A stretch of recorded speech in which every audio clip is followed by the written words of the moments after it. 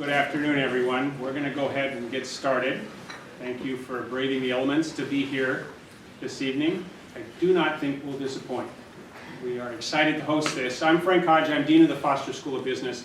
You are in our newest building, and we're proud to host this particular event in this building because this is a mass timber building. This building has a 70% less carbon footprint over its initial 60-year life than a traditional concrete and steel building. So it was built with intentionality, specific to the problems we're trying to solve in the climate space.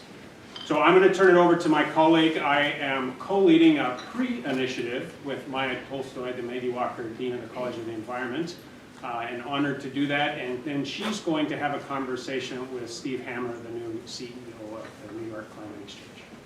Right? Thank you, Frank. All right, hello everyone. Thank you for being here. And thank you to Frank and the Foster School for hosting us in this beautiful space. As Frank said, my name is Tolstoy. I'm the Maggie Walker Dean of the College of the Environment. I'm also the University of Washington board member on the new New York Climate Exchange. So I'd like to begin by acknowledging that we are on the land of the Coast Salish peoples, land which touches the shared waters of all tribes and bands within the Suquamish, Muckleshoot, and Tulalip nations.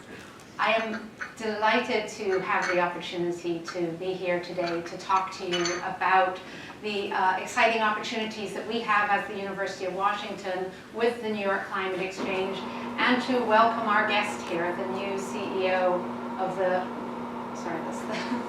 the shades are going up, of the New York Climate Exchange, Steve Hammer. So for those of you that aren't familiar with the Exchange, it is a first-of-kind organization that is working to implement innovative climate solutions across the globe, led by a consortium of more than 45 partner organizations. Now, of those partner organizations, 8 of them are core partners, and UW is one of the core 8 partners. And we are partners aside University of Stony Brook, which is the lead organization, but also with other academic entities and with community organizations, with businesses. And so we are part of this exchange that will be housed in a beautiful and sustainable campus constructed on Governor's Island in the New York Harbor. This is the architect's sketch of what that will look like. Our vision is that it will serve as an incubator and accelerator for climate solutions, as well as a public-facing educational and workforce development initiatives, but also really crucially, I think, a convening space for leaders, cross-sector leaders around the world. So as the sole academic partner on the West Coast, this is a really exciting opportunity for the University of Washington to amplify our impact on a national and global scale. As you may be aware, one of our stated goals as a university is to be the #1 public university as measured by impact. And if we're going to have real impact on the climate crisis that we're facing, we have to tackle it globally, not just locally and regionally. So this is really an opportunity for us to do that and for us to have a seat at the table in these global conversations in a place that is a crossroad of the world in New York, with the United Nations centered there, with Wall Street, with the arts and entertainment that's there, all kinds of different sectors that are centered in New York, and under Steve's unique leadership. So I know how broad and deep our work is in climate work at the university, and I think it is that work that really was integral to the strength of our consortium's proposal, and I know that all of you know how urgent and vital this work is, and that you are among the very best in the world to carry this work forward. I was honored to co-chair the search for the CEO for the Climate Exchange, and you can imagine finding someone with the breadth of skills and expertise and experience to lead this sort of novel and unique entity was quite a tall order. And so we really needed to find somebody who could fly the plane as we were essentially building it and really lead us in that endeavor with vision. And so we were really just couldn't believe our luck in finding Dr. Steve Hammer. to fill that role. He has more than 30 years of experience as one of the world's leading climate experts on both local and global climate policy matters. I believe he really embodies the spirit of the Exchange's mission and will help us establish a bold vision and direction for our work there. Prior to joining the Exchange, Steve spent a decade at the World Bank, where he served as Senior Policy Advisor on urban-scale climate solutions and global climate policy and finance issues. In that role, he spearheaded key climate partnerships with the United Nations Framework Convention on Climate Change, the UN Secretary General's team, and the G20, and supported efforts to mainstream climate change into all facets of the World Bank's lending operations. He previously held faculty positions at MIT's Department of Urban Studies and Planning and Columbia University's School of International and Public Affairs, and at the Pratt Institute, where he specialized in urban energy systems and policy. He also recently served on the American Geophysical Union's Ethical Framework for Climate Intervention Advisory Board, and he also co-founded and co-directed the Urban Climate Change Research Network, an international consortium of researchers interested in climate change from an urban perspective. And he also served on Mayor Bloomberg's Energy Policy Task Force in New York. So I am incredibly grateful that Dr. Hammer has taken on this role. And I'm also extraordinarily grateful that he's joined us here today. And this is the second of 3 days that he's spending across the UW campus, meeting with literally dozens and dozens of people working on climate change. And he's promised to come back to meet many more. I also want to just quickly mention I'm going to do a Q&A with Steve right now, but then afterwards there will be a Slido opportunity for people to ask questions of Steve, and the QR code there will take you to the Slido link. I also want to mention that this is being recorded so that those who couldn't attend today, because it was a limited RSVP list, that they will be able to see this as well. So with that, please join me in welcoming Steve. I was wondering if you could start by just telling us a little bit about your background and beyond the CV I just gave, and how specifically you became interested in this job. So my very first job, professional job, well, my first job out of college, I was a blackjack dealer, but we won't talk about that. Very first job, if you imagined over to the right, it's Staten Island, and that was where the Fresh Kills landfill was located. I was working for the New York City Department of Sanitation, and I was doing time and motion studies on the Fresh Kills landfill. And then the city's marine transfer station, which is how garbage is moved around New York Harbor. And so that was my introduction to environmental issues at a massive scale. And I gained this extraordinary appreciation of the role of cities and the challenge that cities face. And that affected virtually the rest of my career. And it wasn't until I got to the bank and had the opportunity to transition from being the first global lead on cities and climate change, which I had kind of progressed in my career to focus on those issues, that I began to engage at a more global scale on global scale issues, not just cities, but all facets of development and the needs in terms of climate change. And given the World Bank is a financial institution, climate finance is considered to be one of the primary areas of where the bank should be engaging. But there's also a massive technical assistance role that teams play across the institution. And so I got this really extraordinary exposure to many different aspects of climate change policy, climate change finance, the challenges of working at different scales and different types of context, economic context, different geographies. And it also gave me broad familiarity with multilateral international multilateral engagement. And that is, I think, extraordinarily important when you begin to think about something like the Exchange. Now, I lived in New York for over 30 years before I went down to Washington, and so for me, part of the appeal, I got to go back to New York. My wife works there, so I actually get to live with my wife now. That holds some special appeal as well. But the exchange, or the notion of the exchange, is always a missing piece of the picture in New York City. There's community level advocacy organizations that are extraordinarily well known. The city is a leader by itself in terms of climate policy issues and climate investments.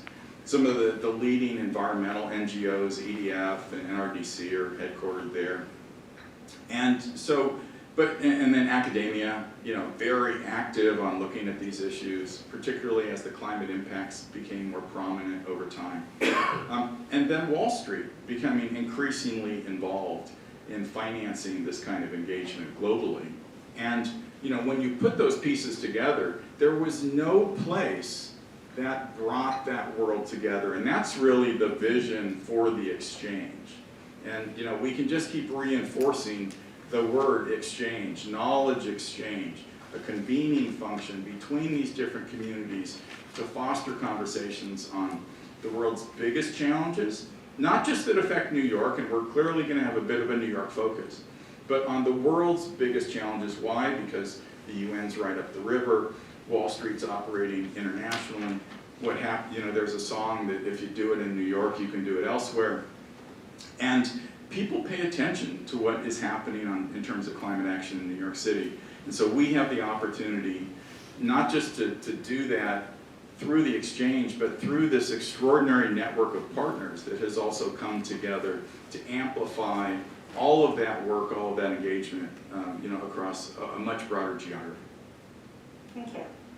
And you sort of answered this a bit already, but I was wondering if you could talk a little bit more, knowing you're still in the early stages, but what really makes the exchange different from other large-scale efforts that are out there across the US or globally? I think there are groups that have brought the business community into the conversation in a meaningful way. There are groups that are operating at the community scale in different ways. Whether it's the research community, whether it's the advocacy community.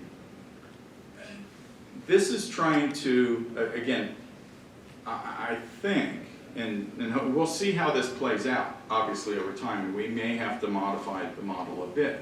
But, the intent is to not build that capacity in-house, but to rely on this broader network of partners. If you look at the average think tank in Washington, D.C. that's focused on climate change, I won't name names, but some of them have 700 people worldwide who are working on climate change issues. They have decided the best way to do this is to bring that capacity in-house. That doesn't mean that they're up on the latest and greatest innovations, that they're on the cutting edge of research, and I think that's what is going to differentiate us, because we have access to you and your communities and your students who are thinking in the biggest and best ways about what it is that's needed in terms of investment, in terms of action on the ground, in terms of technology transformation. And we'll constantly have access and have that information consistently be refreshed through our engagement with our broad array of partners. Excellent. And so as you're having these conversations with partners, what sort of themes are starting to emerge, and how does that inform your vision, and how does environmental justice fit into that, for instance? Well, the themes let's say it differently. I showed up here very early in the morning on Tuesday, and I had some ideas in mind, and now I've had a day and a half of meetings at the UW campus, and I'm beginning to change my idea of what some of the programming could look like, because you're introducing me to this extraordinary set of ideas or information, and the challenge that I keep putting on the table in all the conversations we've had, and I do have to thank Maya for putting together, it's a long list of meetings, but about 30 meetings over 3 days, but I mean, what a great way to meet the community and all the assets that the community can bring to this conversation, and so I'm really benefiting from that. There was an original vision, and I think it was part of the city's original RFP that they put on the table, that they said, look, environmental justice is a constant concern in New York City. And so there's got to be some focus. And climate justice is a global issue, but it can be very prominent in, where are the heat island problems in New York? They're in the neighborhoods where there is no tree canopy. Those also happen to be food deserts. Those also happen to be low-lying neighborhoods that are already beginning to see flooding on a regular basis. You know, mold infiltration in basements in those neighborhoods, creating public health issues. So, you know, environmental justice, it's real and it's happening today. So part of this goal for a Center for Climate Solutions was to begin to think about how do we take all the big ideas and all the goals that are being set out for tackling climate and apply it in a very localized way, and how can we use that to then share that knowledge, where the successes, where we've had less success, with other communities around the world. Again, leveraging the fact that New York has some iconic status, and people do really want to see what is working in the city or what is not working in the city. So we will have the opportunity to engage on EJ issues or CJ issues, whatever you want to frame them these days. But you know, that is going to be done through a few different, you know, what I'm considering platforms, recurring themes where there will be cross-cutting activities that, regardless of whether we're working on adaptation and resilience or mitigation or agriculture or water, drought issues, you know, we can have a way of doing business that really reinforces the centrality of these communities. One is through this notion of citizen science, and that is, you know, an area where there seems to be a fair amount of traction with the UW community because you're already actively engaged with communities around the Pacific Northwest or internationally, and you see the value of working with local knowledge, indigenous knowledge, helping people use that, generate that information, and aggregate it in a way, and then use it to develop an advocacy campaign that can hopefully drive change in terms of circumstances that communities are facing. You know, in the years that I've lived in New York, it seemed as if there was this consistent complaint, and it seems to resonate here as well, that we're just not being listened to. We don't know what the problems are, nobody's focusing on our community, and then they're not listening to us when we talk about it. So a second theme that I think is going to be very recurrent is focused on better communications and helping to entrain these communities to be the best possible advocates that they can be, and that's leveraging, you know, across the 12 universities that are part of the Exchange Network, we have, and this is where I speak of the asset base that we can draw on. It's 9 engineering schools, and 8 schools of public health, and 8 schools of business, and 5 schools of communication, and 5 schools of film and television, 3 schools of atmospheric science, and 3 schools of marine science. You know, we can take that communications school, or that expertise, even through the, you know, the communications team that I've been introduced to here, where you are helping to focus on how to work with colleagues or work with communities to amplify the message in a more compelling way. And we can use that as a way for the exchange to stand out in its work of helping these communities, again, generate that knowledge, aggregate that knowledge, and then communicate that knowledge in a more compelling way to the policy community. So I see that as a second primary theme. And then a third that, again, is very cross-cutting is this notion of climate literacy that may target differentiated communities across not just New York City, but the world, focusing on school children, school-age children, focusing on early-stage professionals, focusing on tradespeople. All of these groups will have their own individualized needs, and it seems to be a recurring challenge that people face of how do we ensure that we're building that knowledge base across multiple communities so that we have the political momentum, we have the knowledge momentum to actually make progress and change from where we've been. So those are 3 areas that I think are going to be common across multiple areas, and then we can get more into specific themes of types of projects that we might engage on as well. Okay, thank you. So you mentioned you're changing slightly your vision based on what you're learning here as well. Can you talk a little bit about, I know you're only 2/3 the way through your meetings, but what your takeaways are from UW, what you're seeing as some of our core strengths, and just things you're learning?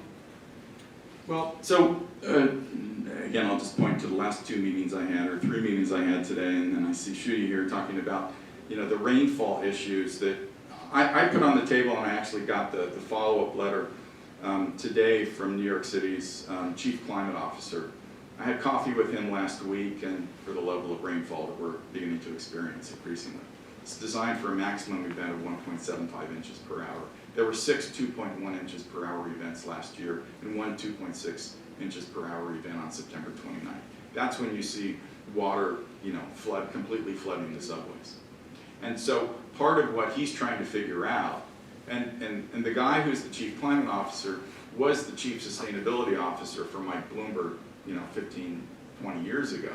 And so he has been through multiple administrations and worked internationally, worked for Google and some of the urban initiatives that they were trying. So he's seen how different cities are trying to do this around the world. But he sees some very clear challenges that are engineering related, that are design related, that are landscape related, eliminating some of the hardscape and moving more towards more permeable surfaces around a very populated and densely populated city like New York. He's seeing communication challenges. You have to train up the trades who are responsible for putting these systems in, because if they do it badly, they exacerbate the problem rather than contribute to the solutions. So he's looking at the exchange and all of the different assets that we have. Again, schools of engineering, landscape designers, architects that we may be able to tap for, to support him in this work.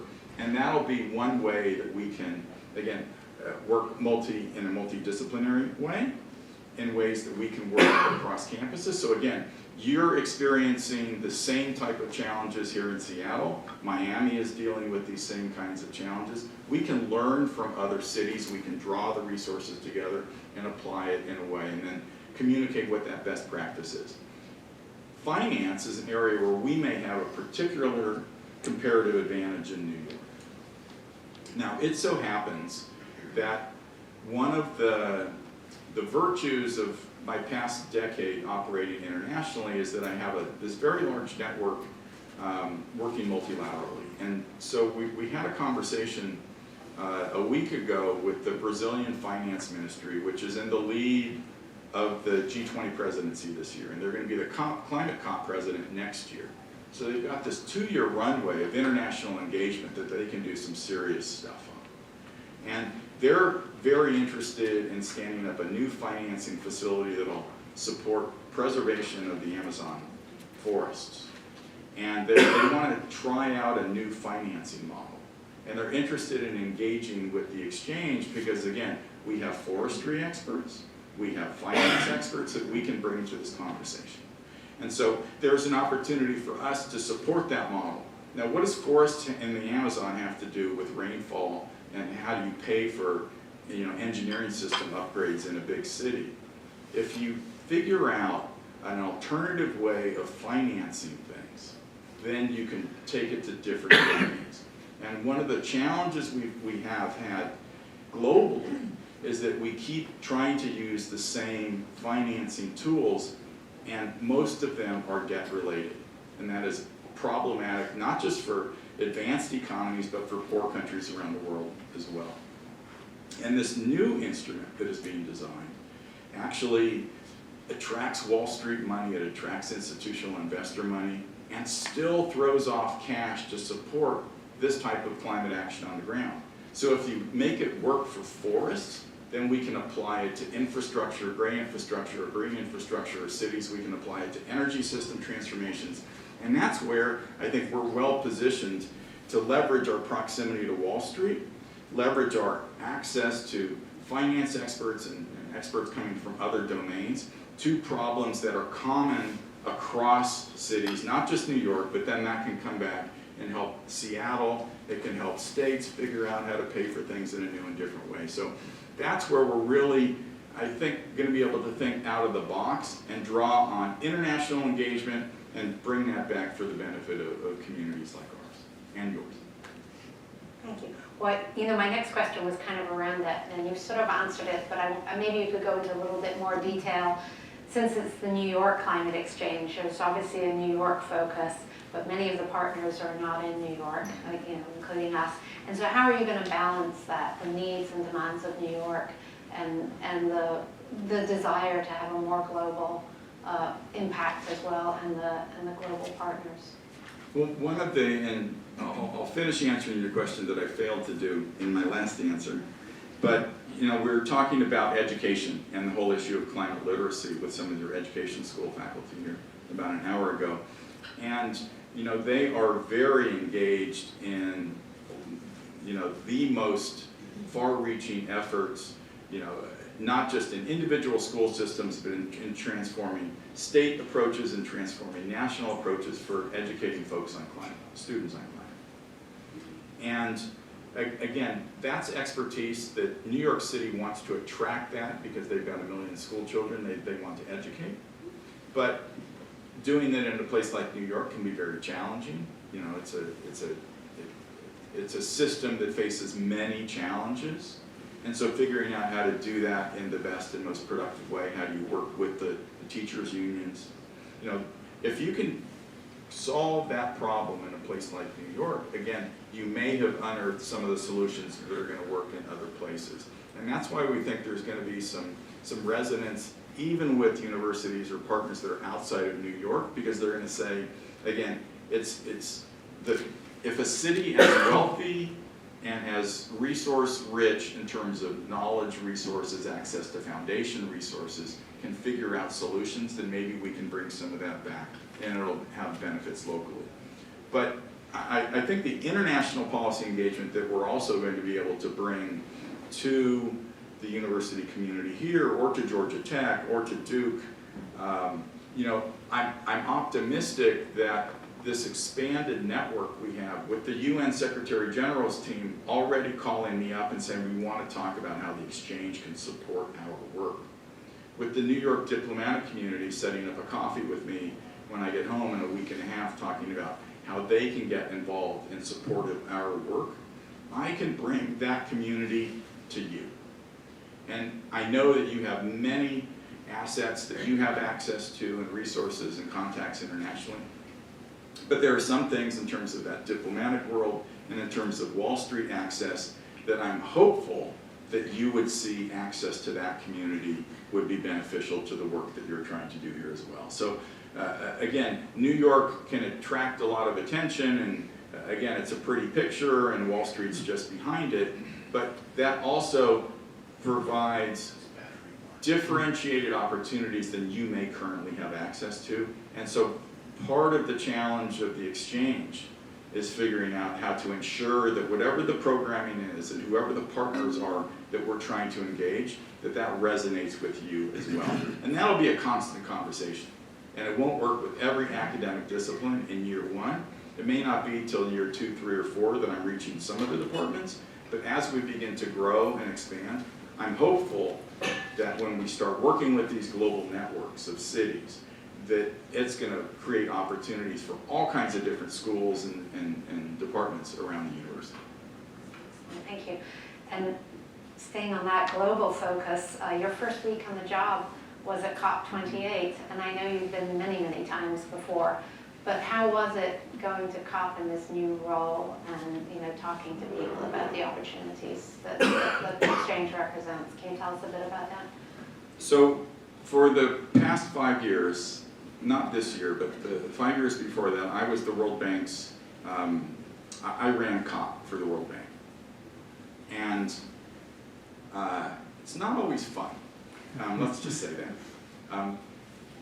You're worried about whether senior management has the speaking engagements that they want, you're worried about logistical issues, security, things that you just think, why am I used to be a professor, why am I worried about some of these issues? So to go to COP this year and to be able to talk about this and to be able to talk about you and the other partners, again, the level of interest when I would speak about this asset base that the exchange was bringing to the conversation. Again, it was every domain that might be relevant to climate change, from business to marine science, from forestry to experts in agriculture systems. And there are few partnerships operating globally that have that level of coverage, and so that excites people. The other thing that I found really resonated with people was, again, the proximity to Wall Street. Even though we don't necessarily have, we have Moody's as a partner.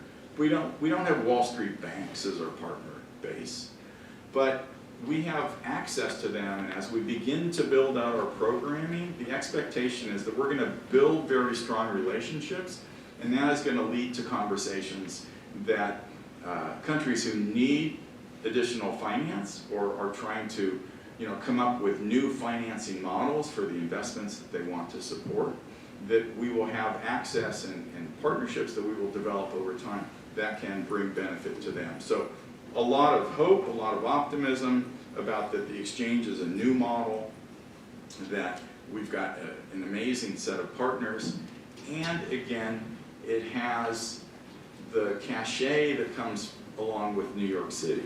Again, just by virtue of being in New York City, it's not just Wall Street, it is Madison Avenue, it is the arts community, it's not just Climate Week and the UN, at the same time that's with the UN General Assembly meeting, but it's also Fashion Week. It's also major sporting events that can attract a lot of attention, and you can begin to position climate in very different ways simply by attaching yourself to each of those different things that are part of what makes New York such an amazing city, but also so diverse in terms of the communities that you can come in contact with. And the final thing I'll say, sorry for going on so long.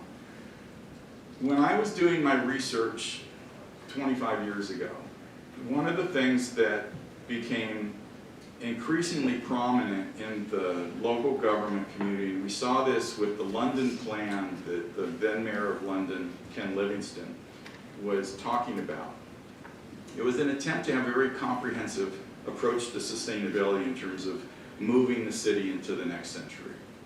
And one of the things that the mayor noted in the introduction to the London plan, which was like 500 pages long, was the fact that he was already anticipating climate-induced migration. And one of the issues that he was highlighting was the fact that where do people go when they're on the move? They go where they have family and they have friends. And London, like New York, is one of the most international cities in the world. 130 different nationalities living in Queens alone in New York City. And so who is going to land on New York City shores when they have to move because of climate change? Move to the city because they have family who lives there.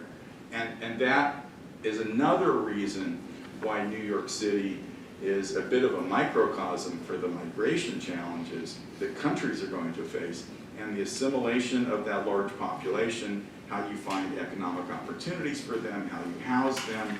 There has been a lot of research done in recent years about internal climate-induced migration, people moving from rural areas when drought or heat has driven them away from the subsistence farming. And where are they going to go? They're going to go to the cities because that's where the economic opportunities are.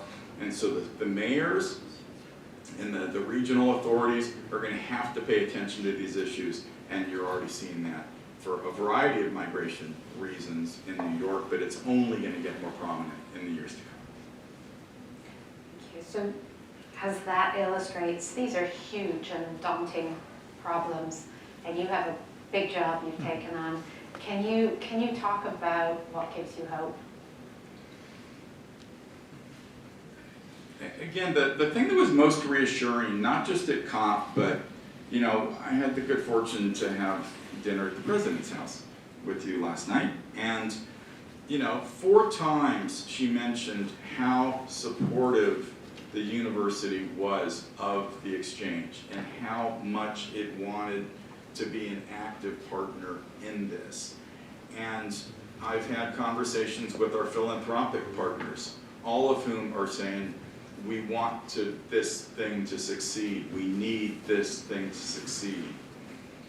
When you work on climate, you can, again, this is no news for many of you who are dealing with this reality every day, it can get a bit depressing at times.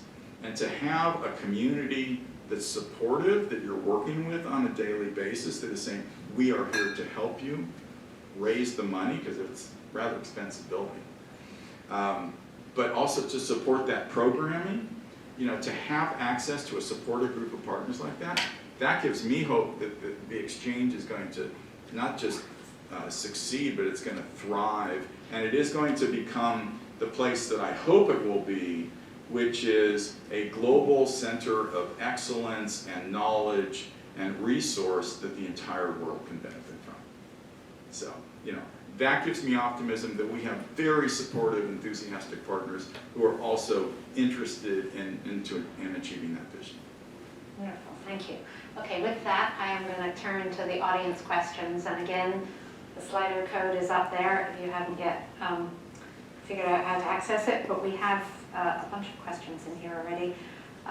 First, will the New York Climate Exchange be an environmentalist cause-focused exchange or focused on the science, research, / facts of climate change? Environmentalism is in the eye of the beholder in many cases, and what Wall Street sees as the appropriate way forward may not be the same vision that communities on the front lines of climate impacts are seeing. I don't think there's always going to be agreement on every issue. I think it is an open question of whether we're going to take what you might call more activist or advocacy focused positions on issues, or whether we're simply in a position to say, here's the facts from a very, some of the world's best researchers. And if you simply put that information on the table, we want to make sure it's communicated in an effective way. We want to make sure it drives policy change. And is it advocacy to say that if you have facts about the impacts of climate and the health impacts of climate and the economic impacts of climate, to work to effectively implement policy reforms or investments, is that activist in nature, or is that just capitalizing on the partners that we have to do the work that the evidence is saying needs to be done? Again, people will interpret that differently.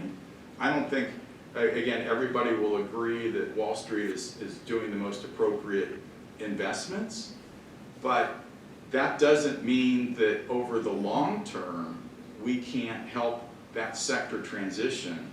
We can't help train up the next generation of investment experts to devise the new financing instruments. And so sometimes you work with people who you may disagree whether they're making the perfect decisions today, but our goal is to help them make completely different decisions tomorrow.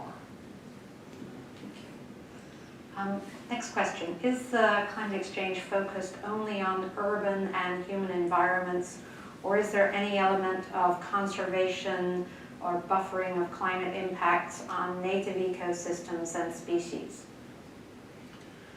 Again, I think part of the strategy here is to let some of the initiatives that the exchange works on emerge from conversations among partners. Again, I'm not going to assume that every idea has immediate New York City relevance. I explained how any engagement we have developing a new financing facility that supports forest preservation in the Amazon basin, that is creating a new financing model that then has relevance in other contexts. So even if we're working on stuff in other parts of the world, it may bring back value in an urban context. So we'll be thinking about it partly that way. In terms of biodiversity issues, that may be a bigger question. Well, you can clearly talk about urban heat islands and the role of lack of tree canopy or lack of biodiversity as being relevant to quality of life concerns or green infrastructure opportunities that can benefit people in different, both urban and rural contexts. So maybe we want to be paying some attention to that. One of the partners is the Billion Oyster Project, which is trying to reintroduce oysters to New York Harbor. in a way that can actually help with water cleanliness, but it can also potentially help with reduced wave action, when you have some of the more extreme events that are occurring. There is going to be work, no doubt, among the coastal communities. There's 520 miles of coastline in New York City.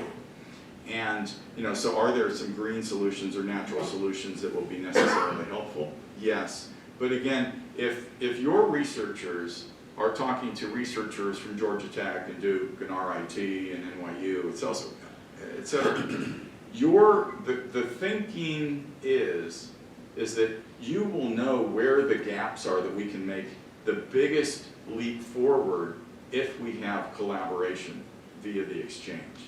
And if that brings value globally, I think it's worth the exchange considering tackling that issue.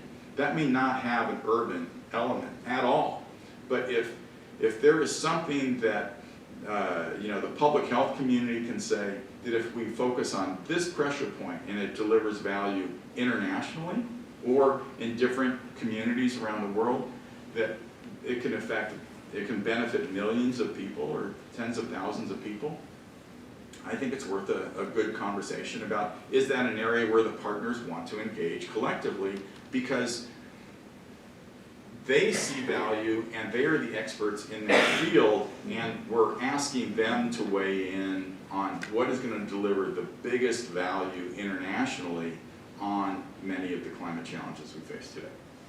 Okay, thank you. I have a question from Dan Schwartz. What does smashing success look like for the climate exchange in 2035?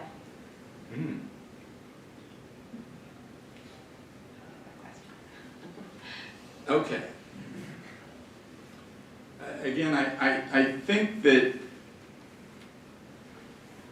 it's hard to speak in terms of what type of impacts we will have had, because I think we're still trying to feel our way in terms of, we will have had a demonstrable impact in terms of helping dramatically increase the scale of finance by partnering with Wall Street and bringing innovations from our sustainable finance faculty, friends here at the university and other universities to tackle those challenges. I certainly think that that is an area where we will have particular value. So increasing the scale of finance, we can't put a number on it, but targeting Wall Street and helping Wall Street do things differently, I think that's a place where I want to have significant success in 11 years. Other areas that I'm hopeful that we can do, big things. And partly this is fundamental to university, is that we have supported, knowledge acquisition and encouraged climate action by communities and help them have a bigger voice in the policy debates where we need significant progress. Again, involving citizens in scientific pursuits, helping improve the communication skills of different communities, expanding climate literacy in different fields. All of those are, I think, will be evidence of whether we're having an impact, not just locally, but in a much larger field. I think that there will be folks in City Hall and in the governor's office who will hope that we will have helped them address some of the pressing, very localized concerns. And that's how they will assess the contribution that the exchange will have made. And so I certainly think that we will be supporting that work that the city is pushing for. But so much of what I think we're going to really do that goes above and beyond even specific issues is prove the validity of the exchange model itself, which is acknowledged by the partners in the proposal as a real change in terms of how universities engage with one another across disciplines, with the private sector, with community organizations. And if we can prove that that operating model can be made to work in a compelling way, then yes, I think we will have achieved a major forward advance in terms of proving there are other ways that you can do business like this. Thank you. All right, a question from Dieter Alia. I hear that the exchange will have global engagement. How do you ensure that it is inclusive of low-income countries disproportionately affected by climate change? I think the question, if you ask New York City officials, New York State officials, should we be playing in that international arena, I think you may get different perspectives. I think that there's value because we can we can leverage the partners that we have in the exchange to work on a wide range of issues. Again, 520 miles of coastline in New York City is longer than the coastline of some of the small island states in the Pacific. And you know, the negotiators who I got to know, I was the World Bank's chief negotiator on the loss and damage negotiations last year. And so I've got to know a lot of people coming from the Association of Small Island States, AOSIS, which was the group that in 1991 began advocating for a global loss and damage fund.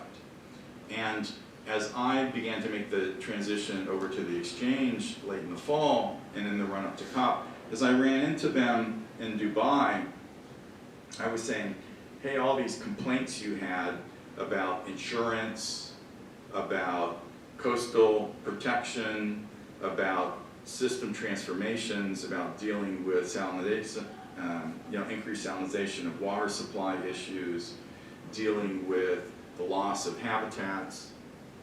Those are challenges that we're going to be facing here and in cities like Seattle, and I think there is good cause to also be engaging with communities in other parts of the world who are dealing with those kinds of challenges, because it is drawing on indigenous knowledge.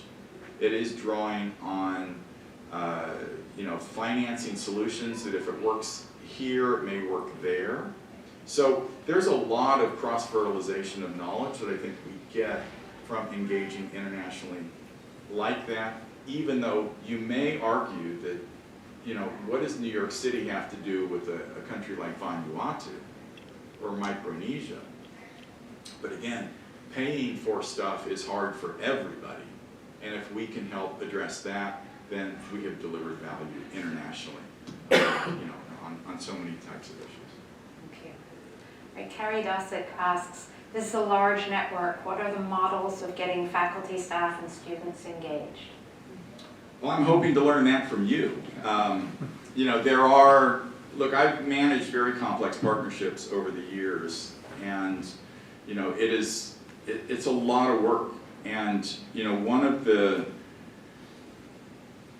I think one of the things we will be experimenting with over the next 2 years, particularly as we begin to stand up a lot of different programming, is what does it take to get and keep partners in the room engaged in the conversation and programming that they may not see direct value for their research, their personal research, the departmental focus right now, and making sure that people feel that their needs as researchers, as professionals in the field, are not being ignored. So we're going to have to pay attention to that and think about the kind of program that will have broad appeal, that even if you're not working on this issue now, maybe I can entice you to work on some of these issues tomorrow. So that'll be one thing that we will be paying attention to. I also think, however, that there are so many, and it's been one of the really interesting conversations that I've been having here for the last day and a half, is talking about the researchers here who are engaging at a very local level and building trust, building active engagement with local partners. And we have different university partners, all of whom are doing that. IBM is working at one of the reasons they wanted to join the partnership is because they felt like they really want to support workforce development. They want to support some of these environmental justice and climate justice issues, and they feel like some of the resources that they can bring to the table actually have value for that community as well. So relationships that might seem a little, odd, it turns out that there is a corporate commitment, there is an institutional commitment to some of these things, and I think we're going to find out different models that may work in different ways or different places, and that'll be part of the learning that we'll get out of the exchange. Thank you. And sort of following up from that, they say you mentioned business on Wall Street several times. In your view, what motivates private sectors to join? Is it ESG? Is it carbon pollution price or others? I think they're motivated to make money, and where they can make the most money is where the money tends to be flowing, subject to restrictions that some types of money may have, either from oversight perspective. If you think about institutional investors, the folks who regulate institutional investors place prohibitions on their ability to put money in places that lack creditworthiness. There are concerns that folks have about currency risk or political risk. And I think one of the challenges that the conversations about modifying the international climate or finance architecture, not just climate finance architecture, but global finance architecture, is how multilateral institutions, how other development finance institutions can play a role in helping to unlock that, come up with new models that can deploy that resource that overcomes the current skepticism or overt barriers that are inhibiting that flow of capital. I don't get too hung up on the ESG is up or down, because the conversations that I had with investors over the years at the bank is that they have earnings targets that they're trying to make. If they can make money in this sector versus that sector, if you can give them a good deal, give them a good project that they can make an investment in, they're going to be looking for that.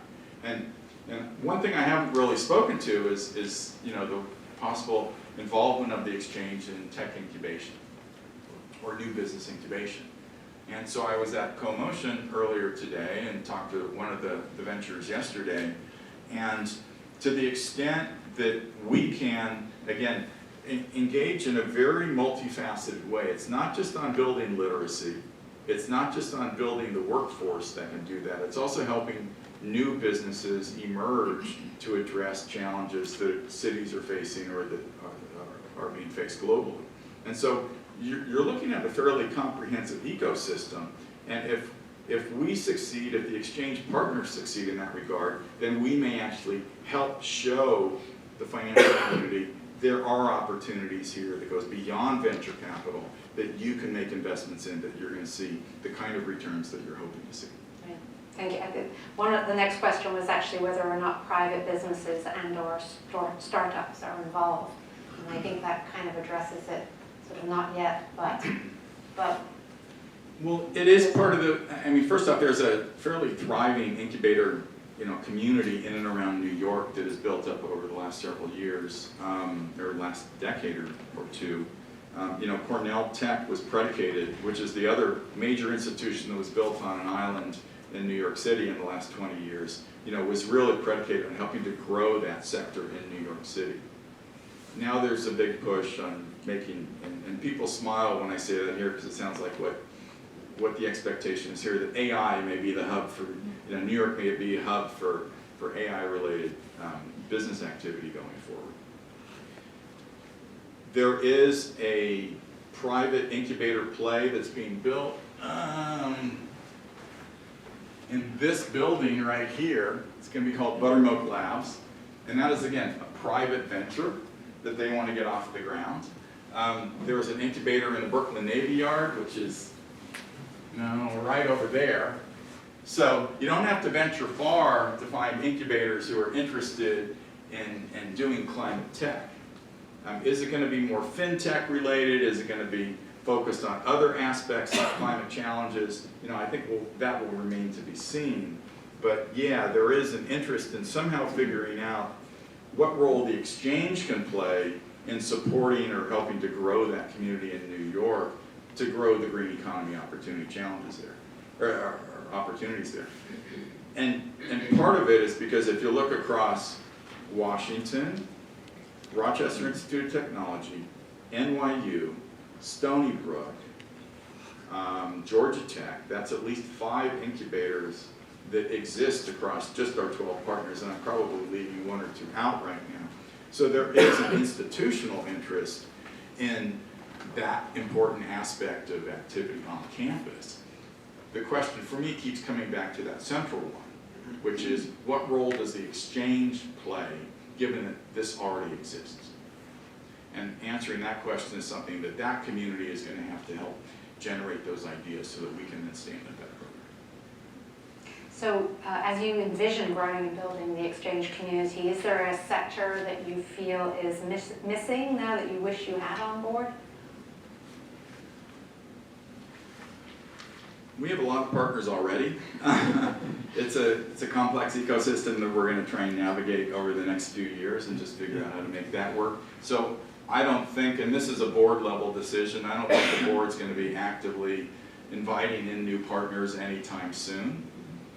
If there were partners that we probably would want to involve, it would be more partners from the Global South. I mean, right now, it's entirely US-based except Oxford. That's not to say we don't have international engagement, but institutions based, elsewhere, Oxford is the only one. And, but there is real value in engaging in universities or researchers in other parts of the world, and that may really complement, what we're trying to do. The challenge, and having lived this for the last 11 years, the challenge becomes if we're convening a meeting across partners, you're 8 hours time change from Oxford right now. Now, I'm used to taking calls in the middle of the night when you work at the World Bank, but that doesn't mean that everybody wants to do that. And so we have to navigate those challenges as well. And it may mean we have different kinds of programming or different models of operation to address those physical realities of how you actually navigate a partnership that may be very geographically dispersed. Right. So one last question before we go to refreshments. Could you lay out a timeline for action for the exchange? What do the next 2, 5, 10 years look like? Well, let's talk about the next 2 months first. Again, can you see it here?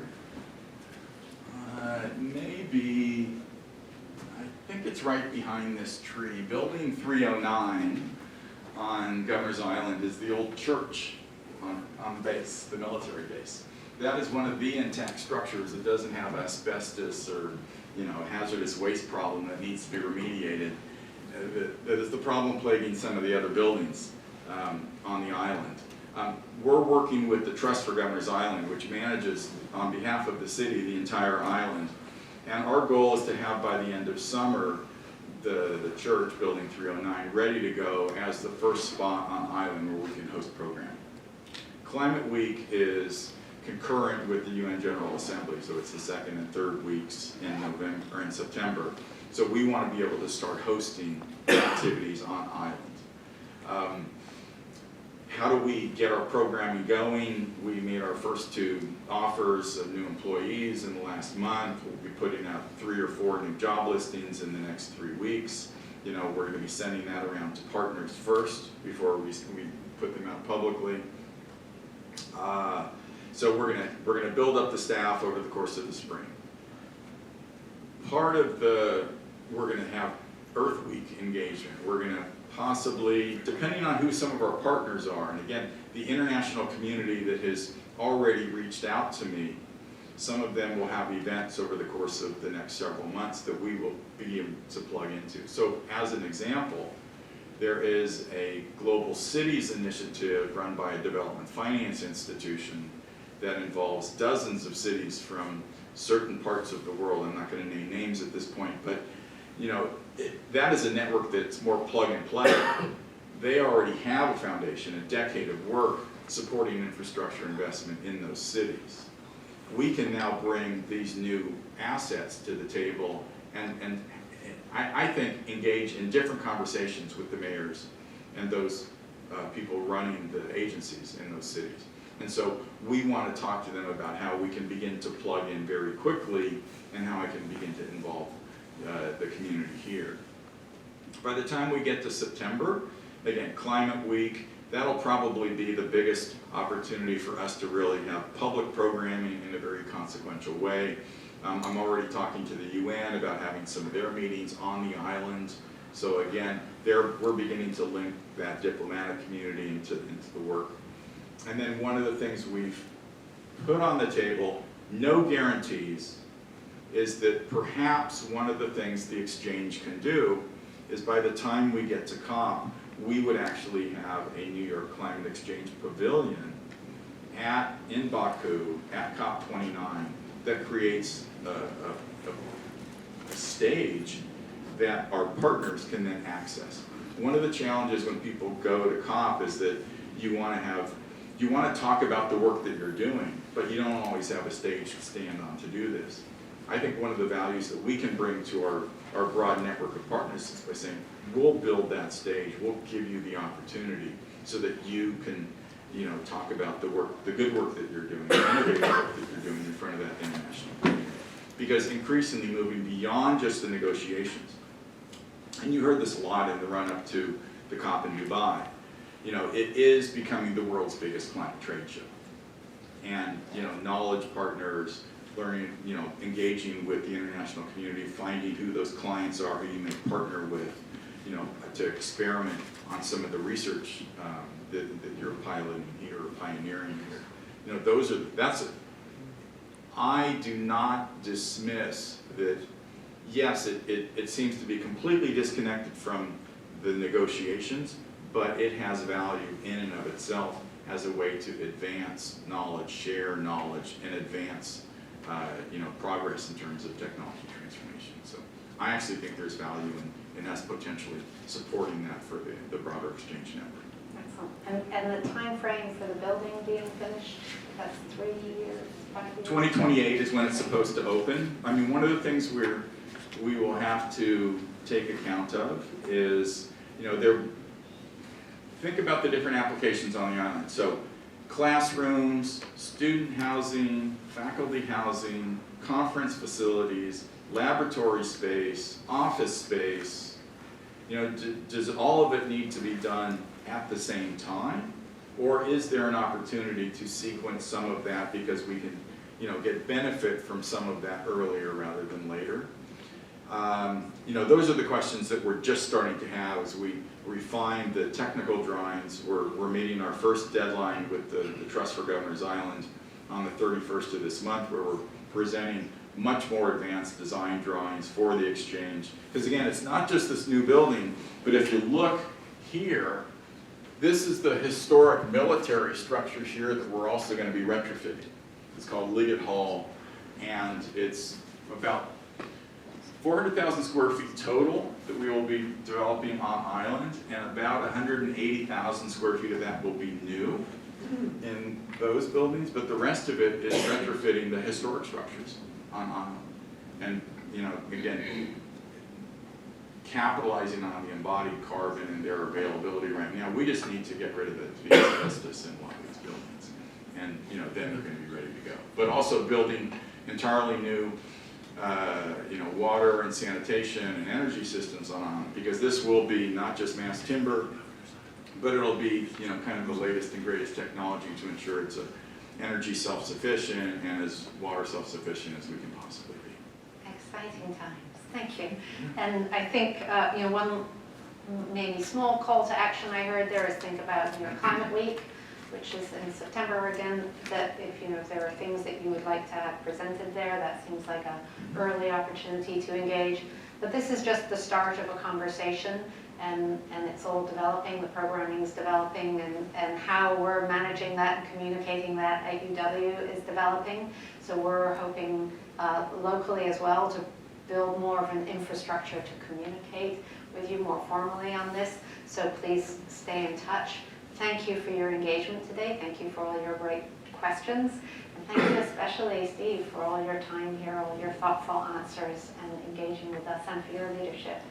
Well, thank you, Maya. I just really, want to thank you and Jenny and your team for putting together such a comprehensive and very diverse set of meetings, because it has really opened my eyes, again, to the opportunities here, who we can engage with, who we can tap into in terms of expertise. And I will leave here tomorrow or on Friday with a much better sense of, when I'm out selling the exchange to the world and to funders, I can talk specifically about, hey, were you aware of this kind of initiative or that kind of program that they're already doing, supported by federal money, the Sea Grant program, or state resources are allowing them to engage on these issues, or they're working with the city on these kinds of issues. Very real examples that I'll be able to take and say, this is the kind of expertise and experience and knowledge resource that we're going to be able to bring to bear on your problems going forward. And it's very powerful when I can speak in very real terms about who we're going to be able to bring to those conversations. Great, thank you. Well, these are the brilliant people that make that easy, my job easier, and your job easier. Thank you so much again. Thank you very much. A round of applause for Steve.